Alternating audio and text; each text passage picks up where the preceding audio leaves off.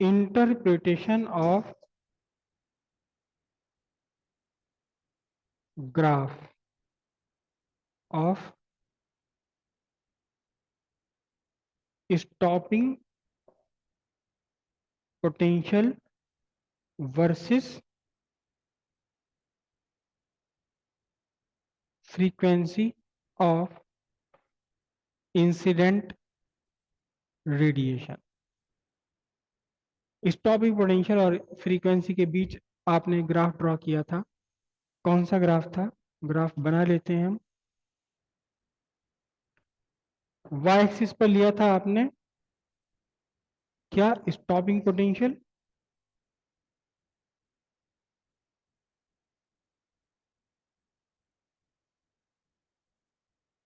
Stopping potential, और x axis पर क्या लिया था आपने? Frequency of incident radiation new. और आपको ग्राफ मिला था कैसा? ग्राफ आपको मिला था ये ये आपको ग्राफ मिला था। और जब आप इस ग्राफ को एक्स्ट्रा प्लॉट करो तो कहीं ये वाई एक्सिस पर जाकर के इंटरसेप्ट करेगा। इसका भी अपना एक मीनिंग है। ये ग्राफ आपने बनाया था किसी एक सरफेस वन के लिए। अगर कोई और सरफेस ले ले, मतलब एक बार जिंक लिया, एक बार आपने कॉपर लिया, तो भी आपको ऐसी ही एक लाइन मिलनी है और उसका भी कहीं ना कहीं कोई ना कोई वाई इंटरसेप्ट आएगा। करेक्ट। इस पर जो बेस्ड क्वेश्चन आते हैं सबसे ज्यादा तो ये आता है कि ये ग्राफ ओरिजिन से क्यों स्टार्ट नहीं हो रहा, ये ग्राफ यहां से क्यों स्टार्ट नहीं हो रहा। क्या रिप्रेजेंट करता है ये जो ग्राफ जहां इंटरसेप्ट कर रहा है एक्स एक्सिस को या फ्रीक्वेंसी एक्सिस को? ये रिप्रेजेंट करता है थ्रेशोल्ड फ्रीक्वेंसी। ये भी क्या रिप्रेजेंट कर रहा है? थ्रेशोल्ड फ्रीक्वेंसी सरफेस टू के लिए। मतलब यह है कि इस फ्रीक्वेंसी से नीचे कम फ्रीक्वेंसी की कोई भी लाइट आप इंसिडेंट करोगे तो आपका स्टॉपिंग पोटेंशियल मिलेगा ही नहीं। ये है, आपने सपोज मैं कह रहा हूं ये फ्रीक्वेंसी यहां आ रही है 10,000, आपने 12,000 वाली फ्रीक्वेंसी की लाइट इंसिडेंट करी तो 12,000 के ऊपर और यहां आपको कुछ ना कुछ स्टॉपिंग पोटेंशियल मिलेगा। लेकिन जब आप 10,000 के नीचे वाली फ्रीक्वेंसी इंसिडेंट करोगे तो कहाँ स्टॉपिंग पोटेंशियल है ही नहीं। यहां याद रखिएगा, भले ही हमने इसे पॉजिटिव एक्स वाई एक्सिस पर बनाया हो लेकिन स्टॉपिंग पोटेंशियल कैसा है? ये नेगेटिव है, भले ही पॉजिटिव पर हमने इसे बनाया हो। तो ये थ्रेशोल्ड रिप्रेजेंट करता है। मतलब क्या हुआ, क्यों इंटरसेक्ट कर रहा है फ्रीक्वेंसी एक्सिस को? Because for every surface there exist a threshold frequency. कौन सी threshold frequency? Such that any radiation having frequency less than this one do not cause photo electric effect, do not cause at all. Correct. एक question ये आता है कि आप कितने भी सरफेस के लिए ग्राफ बना लीजिए, सारी लाइन एक दूसरे के पैरेलल आएंगी। यहां पर सारी लाइंस एक दूसरे के पैरेलल क्यों आती, इसका हम अभी मैथमेटिकल प्रूव करेंगे। करेक्ट। तीसरा क्वेश्चन ये आता है इस पर कि जो वाई इंटरसेप्ट है, ये वाई इंटरसेप्ट क्या रिप्रेजेंट करता है? ये वाई इंटरसेप्ट क्या रिप्रेजेंट करता है? और एक क्वेश्चन आता है कि आप इस ग्राफ से प्लैंक कांस्टेंट कैसे कैलकुलेट करोगे। तो वो सारा का सारा एक ही इक्वेशन से निकल जाता है। आइंस्टीन की जो इक्वेशन है, फोटो इलेक्ट्रिक इक्वेशन। अलग अलग एनर्जी के फोटोन फोटो इलेक्ट्रॉन एमिट हो रहे हैं, लेकिन किसी भी फोटो इलेक्ट्रॉन की maximum kinetic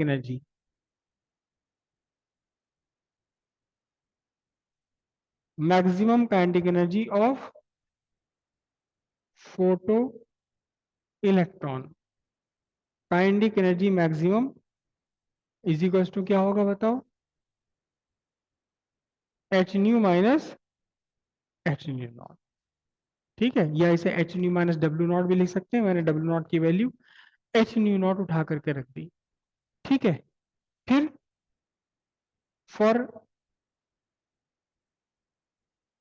stopping potential V nought, maximum kinetic energy of electron equals कितना, EV नॉट, जो अभी हमने प्रूव करा है। तो सीधी सीधी सी बात हो गई, क्या बना आपके लिए equation, EV nought is equal to h nu minus h nu nought, correct.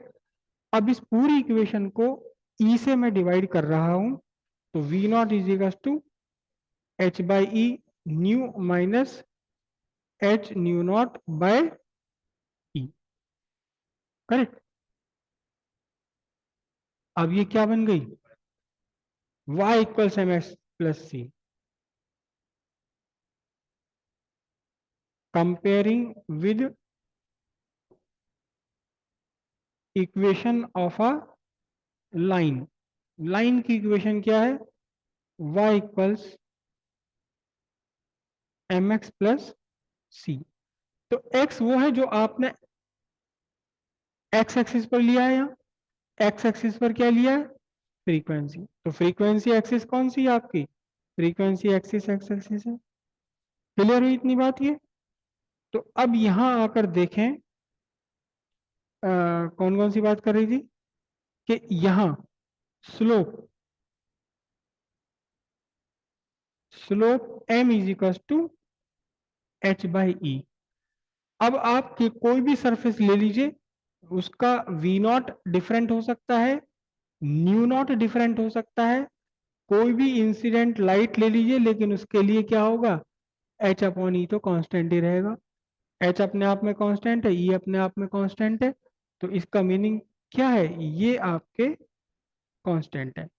अब कांस्टेंट का मतलब क्या चीज, स्लोप कांस्टेंट है। तो आप 10 सरफेसेस के लिए लाइन बना लीजिए, सबका स्लोप कैसा आएगा, सबका स्लोप तो एच अपॉन ई ही आएगा, क्योंकि स्लोप में ना तो इंसिडेंट रेडिएशन की फ्रीक्वेंसी आ रही और ना थ्रेशोल्ड फ्रीक्वेंसी आ रही, ना स्टॉपिंग पोटेंशियल आ रहा।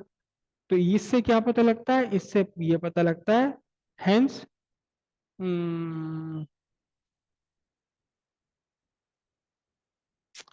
क्या लिखूं मैं इसको, for different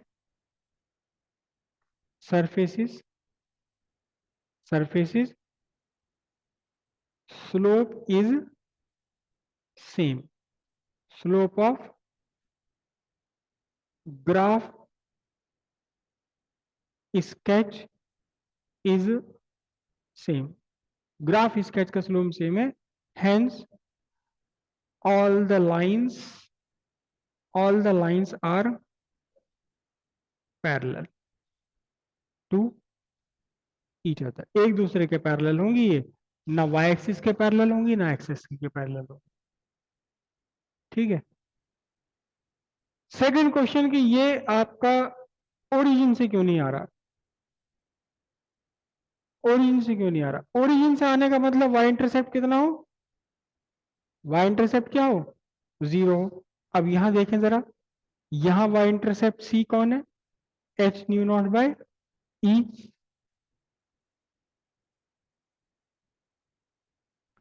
y intercept c equals कितना है, h nu naught by e, minus में है, माइनस है तो इसका मतलब नीचे जाएगा, y एक्सिस पर जाएगा, सीधी सीधी बात है। अब यहां ध्यान से देखिए, यहां अगर आप ध्यान से देखें, एच नेवर जीरो, कुछ ना कुछ तो थ्रेशोल्ड फ्रीक्वेंसी होगी सरफेस के लिए, ये जीरो नहीं है, और ई की वैल्यू ये भी जीरो नहीं है, तो इसका मतलब c can not be zero, c zero नहीं हो सकता, सी जीरो नहीं हो सकता। तो इसका मतलब क्या हो गया कि जो ग्राफ लाइन है, ग्राफ लाइन नेवर पास, never pass through origin, origin से कभी पास ही नहीं हो सकती, क्योंकि एच न्यू नॉट और ई इनमें से कोई भी जीरो है ही नहीं।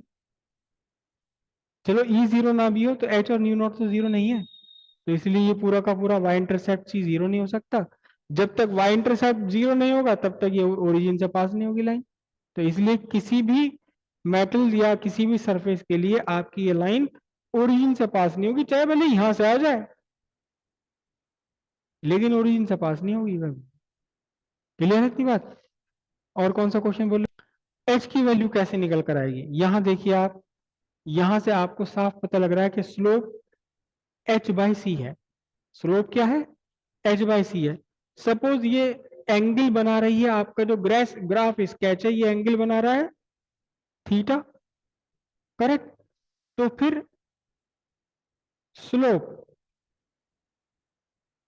M equals tan theta equals h by c, h by e sorry, h by e, hence h is equals to e tan theta. तो फिर क्या हो गया? By measuring theta h can be calculated. तो यहां से आप क्या निकाल सकते हैं? प्लैंक कांस्टेंट की वैल्यू फाइंड कर सकते हैं। मैं इक्वेशन वही उतार रहा हूं, ये वाली इक्वेशन यहां लेकर आ रहा हूं वापस। क्या है ये आपका रिप्रेजेंट करता है v naught is equal to, v naught is equal to क्या है? H by e into incident radiation की frequency minus h nu naught by e, correct? तो अगर इक्वेशन को मैं वहां से लेकर आऊं,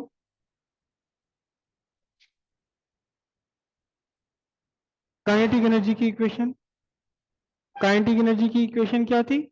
H q minus W naught है।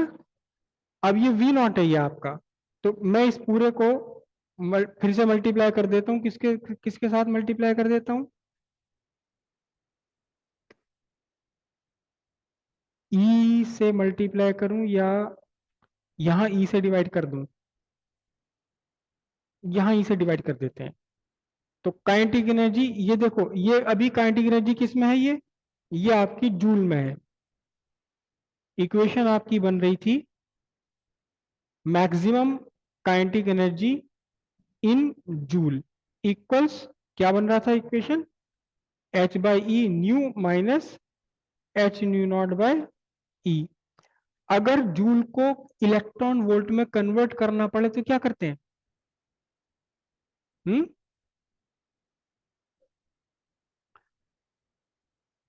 चलो इसे इसे यहां बीच में छोड़ दो। अभी आपको लिखवाया था, क्या लिखवाया था देखो, 1 electron volt equals 1.6 into 10 to the power -19 joule. तो 1 जूल इक्वल्स कितना है? 1 electron volt divided by 1.6 into 10 to the power -19 है। तो 1 जूल इक्वल्स क्या है? 1 इलेक्ट्रॉन वोल्ट अपॉन ये क्या चीज है? Magnitude of charge of electron. समझ रहे बात? तो 1 जूल में कितने इलेक्ट्रॉन वोल्ट होंगे? जितने वो कितने 1 जूल, जितना भी इलेक्ट्रॉन वोल्ट में आपकी यूनिट है, जितने भी इलेक्ट्रॉन वोल्ट है उसे ई से डिवाइड कर दो आप यहां से, करेक्ट? अब यहाँ वापस आ जाओ, कहाँ गया? ये है आपका यहाँ, ये काइनेटिक एनर्जी जूल में है, इसे आपने इलेक्ट्रॉन वोल्ट में कन्वर्ट करना है। तो क्या करेंगे आप? Kinetic energy, maximum kinetic energy upon charge of electron is equal to, अब ये किस में आ गई आपकी एनर्जी? ये इलेक्ट्रॉन वोल्ट में आ गई। समझ रहे हो नहीं? हाँ जी, एक बार फिर से देखो, फिर से इसे समझते हैं हम। इस बार थोड़ा सिंपलर वे में ले लेते हैं। अभी हमने कहा v naught equals h by e nu minus h nu naught by e, और हमने इसे कंपेयर किया y is equal to m x plus c से। इस इक्वेशन को थोड़ा सा मॉडिफाई कर रहा हूं मैं, is equal to h by e nu plus h nu naught क्या होता है? एच न्यू नॉट होता है आपका वर्क फंक्शन बाय ई, ठीक है? तो अब यहां से आप देखो ध्यान से जरा, यहां तो मुझे माइनस लेना पड़ेगा। तो अब आपका जो सी है, सी कितना निकल कर आया? C is equal to minus W naught by e. अब ये डब्ल्यू नॉट क्या है? ये डब्ल्यू नॉट है आपका, डब्ल्यू नॉट क्या चीज है? डब्ल्यू नॉट है work function, work function in joule. Divided by charge of electron. तो जब आप किसी भी एनर्जी जूल में जो है उसे अगर चार्ज ऑफ इलेक्ट्रॉन से डिवाइड कर दें तो क्या बन जाएगा, अब आपका निकल कर आ जाएगा ये क्या, work function in electron volt. तो C जो है यहाँ इंटरसेप्ट, क्योंकि निगेटिव है, निगेटिव को हम छोड़ देते हैं, तो C एक्चुअली रिप्रेजेंट करता है किसे, वर्क फंक्शन, लेकिन किस में, इलेक्ट्रॉन वोल्ट में। क्लियर हुई इतनी बात।